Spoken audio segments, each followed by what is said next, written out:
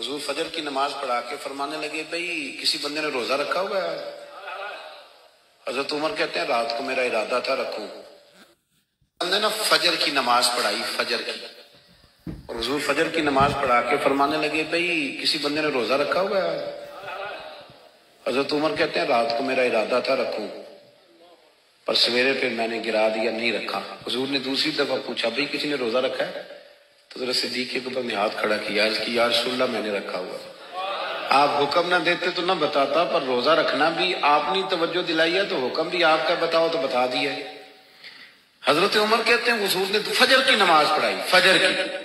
دوسرا سوال پوچھا بھی کسی نے کسی بیمار کی تیمارداری کی ہے؟ تو حضرت عمر کہتے ہیں میں نے فٹافٹ عرض کی یا رسول اللہ ابھی تو نماز فجر پڑھی ہے، تو اب گھر جائیں گے تو تیمارداری کریں گے. تو حضور نے فرمایا عمر تو ذرا ٹھہر جانا، جلدی نہ کر، ٹھہر نہ ذرا، رک تو صحیح.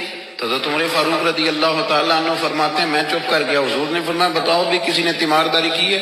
تو صدیق اکبر نے ہاتھ کھڑا کیا، عرض کی یا رسول اللہ عبد الرحمن بن عوف رضی اللہ تعالیٰ عنہ 2-3 دن سے نماز پڑھنے نہیں آ رہے تھے. رات میں نے پتہ کرایا تو پتہ چلا بیمار ہے، اور حضور مجھے یہ بھی پتہ ہے وہ میرا یار ہے، مجھے پتہ ہے رات کو جلدی سوچا پر تہجد میں ضرور اٹھتا ہے. تو حضور میں بھی ذرا فجر کا وقت جلدی اٹھا ہوں تو فجر میں آنے سے پہلے عبد الرحمن ابن عوف کی تیمارداری کر کے آئے ہیں. حضرت عمر کہتے ہیں میں نہ ہلکا ہلکا ڈھیلا پڑ گیا. حضور نے تیسرا سوال پوچھا، فرمایا کسی نے کسی مسکین کو کھانا کھلایا؟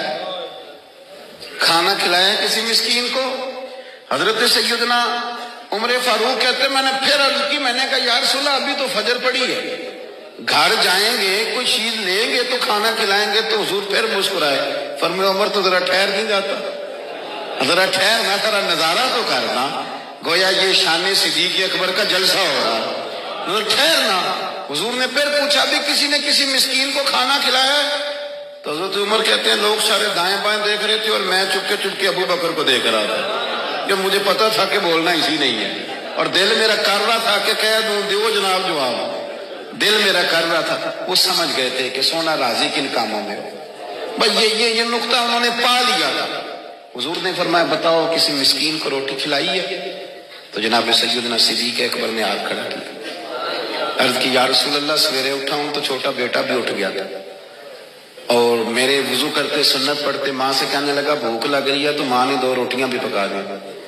تو حضور ایک اس نے کھائی، دوسری اس کے ہاتھ میں تھی. جب ہم نکلے ہیں نا گھر سے تو دروازے پہ ایک فقیر کھڑا تھا، مسکین کھڑا تھا، کہہ رہا تھا رات سے بھوکا ہوں. کوئی دروازہ کھلنے کا انتظار کر رہا تھا، ابو بکر سب سے پہلے تیرا ہی کھلا ہے.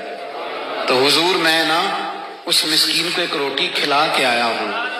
حضرت عمر فاروق کہتے ہیں میں نے گردن جھکا لی اور میرے رسول کریم نے فرمایا اے اللہ میرے ابو بکر پہ رحم فرما، اللہ میرے ابو بکر پہ. وہ سمجھ گئے تھے، مزاج شناسات سمجھ آ گئی تھی کہ حضور کن باتوں میں، اور نہ اپنے اوپر وہ سارا کچھ طاری کر لیا تھا. انہوں نے طاری، ان کی ادائیں بالکل ڈھل گئی تھی نبی پاک کی ادائیں. 3 دن وہ غار ثور میں رہے تو ہمارے صوفیاء فرماتے ہیں کہ ان پر تجلیاں بھی پڑی محبوب کی معرفت کی. جب مدینے آئے نا نبی کریم کو لے کے تو کچھ لوگوں نے حضور کی زیارت کی تھی، کچھ نے نہیں کی تھی. تو کچھ آتے تو نبی پاک کی دستبوسی کر کے بیٹھ جاتے، حضرت ابو بکر سے ہاتھ نہ ملاتے، کچھ صرف حضرت ابو بکر سے ہاتھ ملاتے اور حضور سے ہاتھ ہی نہ ملاتے. میری بات پہ توجہ ہے آپ حضرات کی؟ تو کچھ لوگوں کو نا شبہ ہونے لگا، وہ معاذ اللہ سمجھنے لگے کہ شاید یہی اللہ کے رسول ہے. حضرت صدیق اکبر یہ کیوں شبہ ہوا؟ تو ہمارے محدثین فرماتے ہیں کہ ابو بکر صدیق بولتے بھی اس طرح تھے جو میرے نبی پاک کا طریقہ، بیٹھتے بھی اس طرح تھے جو رسول پاک کا طریقہ. کہتے ہیں انہوں نے امامہ باندھا ہوا تھا تو جو امامے کا پیچ حضور کا ڈھیلا رہ گیا تھا ان کا بھی ڈھیلا رہ گیا.